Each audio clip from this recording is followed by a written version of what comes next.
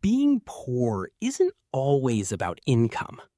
That sounds ridiculous at first, because if your bank account is empty, you're poor. End of story, right?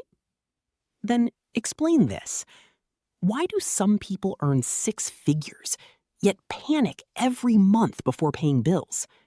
Why do some people buy luxury cars, but can't sleep without checking their investment portfolio every hour?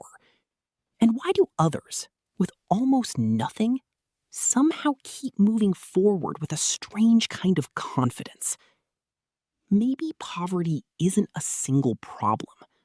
Maybe it's a collection of invisible prisons. Most people spend their lives trying to escape only one of them. Let me show you the others.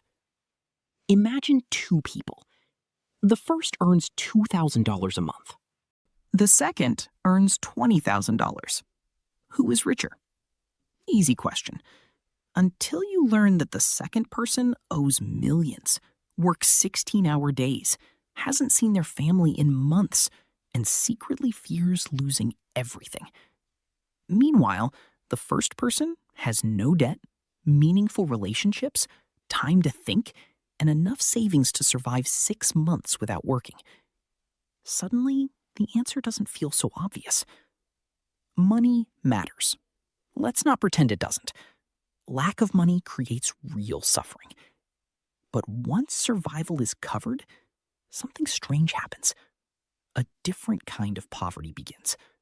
The kind no paycheck automatically fixes. Let's start with the first invisible one. Attention poverty. Think about your average day. You wake up, you check your phone, a notification, a message, another one, someone else's vacation, someone else's promotion, someone else's body, someone else's life. Before breakfast, your mind has already traveled through hundreds of other people's realities. And by the time you finally try to focus on your own, there's nothing left. You don't lack intelligence. You lack uninterrupted attention. And attention is becoming one of the rarest forms of wealth. Every company wants it. Every app competes for it. Every scroll makes someone richer. Usually not you. Now, here's something even stranger. Have you ever noticed how difficult it is to sit alone with your own thoughts for just 10 minutes? No phone, no music, no conversation, just silence. For many people, that's unbearable, because silence exposes something expensive: mental clutter. Which brings us to another kind of poverty: clarity poverty.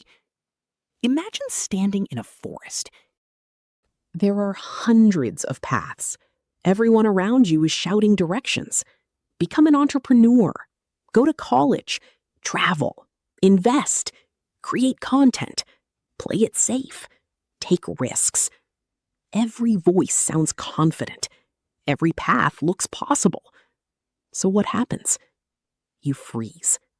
Not because you're lazy, because too many options can be just as paralyzing as having none. The poorest decisions often aren't made from lack of intelligence. They're made from mental fog.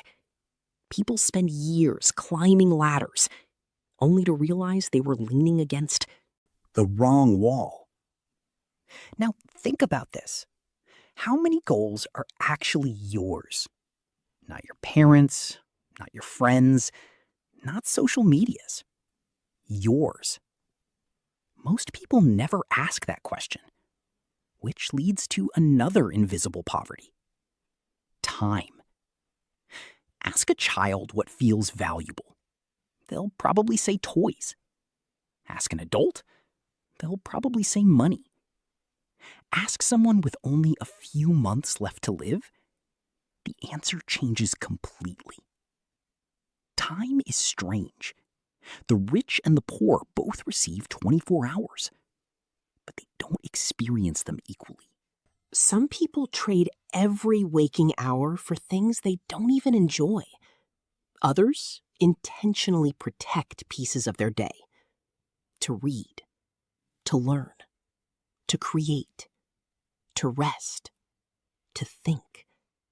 The difference compounds, not in weeks, in decades. Now, here's the trap. Society teaches us to ask, how much does it pay? Rarely, what does it cost? Maybe the salary is huge, but the stress destroys your health. Maybe the promotion is exciting, but you lose every weekend with your children. Everything has a price. Sometimes the receipt arrives years later. There's another form of poverty that's almost invisible. Relationship poverty. Have you ever achieved something exciting and realized you had nobody to call? That's a different kind of pain. Humans survived because we belonged to tribes. Isolation was dangerous. Today, you can have thousands of followers and still eat dinner alone every night. Loneliness doesn't always come from being alone. Sometimes it comes from never being truly understood. A single, honest conversation can feel richer than a room full of applause. But relationships require something modern life discourages. Presence. Not reactions, not emojis, presence. Now, let me tell you about the most dangerous poverty of all. Hope. Not fake optimism, not pretending everything is fine. Real hope. The belief that tomorrow can become different because of what you do today. That's why two people can face the exact same setback. One sees an ending. The other sees a beginning. Same reality, different belief. And beliefs quietly shape destinies. Here's a thought experiment. Imagine someone gives you $10 million tomorrow morning. Would your problems disappear? Probably not. Your habits would still follow you. Your fears would still wake up with you. Your relationships would still be your relationships. Money changes your environment much faster than it changes your identity. That's why lottery winners sometimes end up exactly where they started. Different bank account, same mindset. The opposite is true too. Someone can lose everything financially and rebuild. Because what made them valuable was never sitting inside a wallet. It was sitting inside their decisions. Now, don't misunderstand this. This isn't an argument against making money. Build wealth. Negotiate better. Invest wisely. Escape unnecessary financial stress. Do all of it. But don't accidentally become wealthy in dollars and bankrupt everywhere else. Protect your attention. Protect your relationships. Protect your ability to think independently. Protect your curiosity. Protect your hope.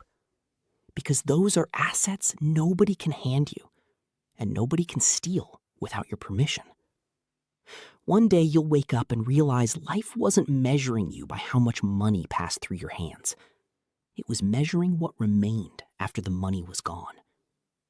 So the next time you hear someone say they're poor, don't just look at their income. Look at what they can still give. Look at what they can still learn. Look at what they can still become. Because the most dangerous poverty isn't having an empty wallet. It's having a full wallet.